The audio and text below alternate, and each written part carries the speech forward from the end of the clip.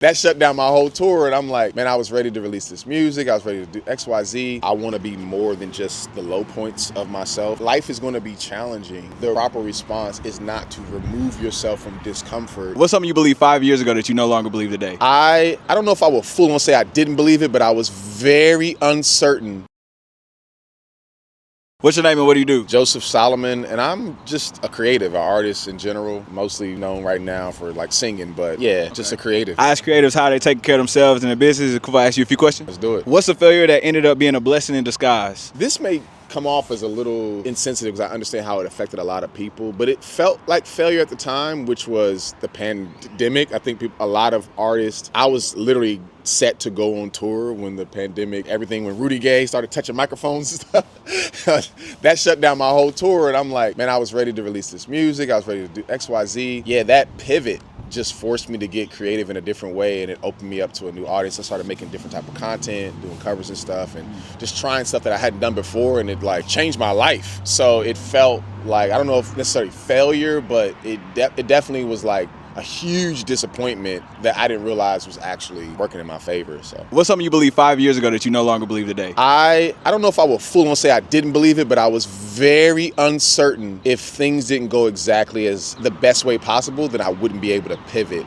And I've proved myself wrong on that every single time, that like I'm gaining more and more confidence, like that no matter what happens, like I'm the pivoter. Like I know how to, I can pivot. And and that really is, I think, for every artist, everyone has to learn, especially in this changing landscape of AI, the economy going up and down, political things happening. You've just got to know that whatever you're doing right now is cool, but if you ever need to pivot, the ones who pivot the best are the ones going to have like sustainability. If you had to give a TED Talk tomorrow with no preparation, what would you talk about? Pivoting. I think I want to write a book about, I think I've learned how to recreate. You talking about being a creative, I've learned over the years, people who have been following me know that I'm kind of known for quite a few different things, that I've just kind of been recreating myself, coming up of new versions of myself that I think long term allows me to keep being just a full-time creative. And I think sometimes if you get stuck in one place thinking that I'm only this type of creative, like I'm a singer, I'm a writer, I'm a whatever,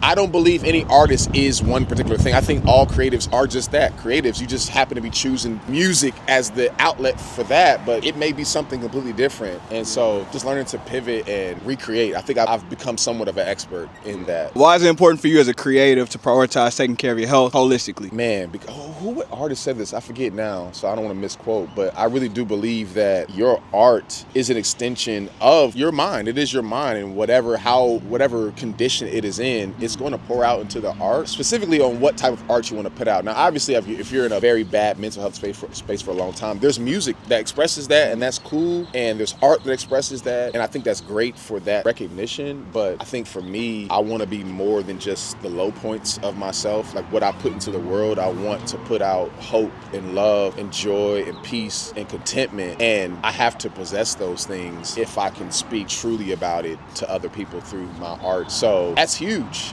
And I think for me, I oftentimes in a bad situation, in a bad mental space, I can tend to shut down, and then the art is just not being made. And I know there's probably a lot of people that really relate with that, especially if you want to make hopeful art, and so rather than just dark art. So if you could swap lives with anyone for 24 hours, who would it be and why? Elon Musk, and then I can just quit working for the government. Because why are you there?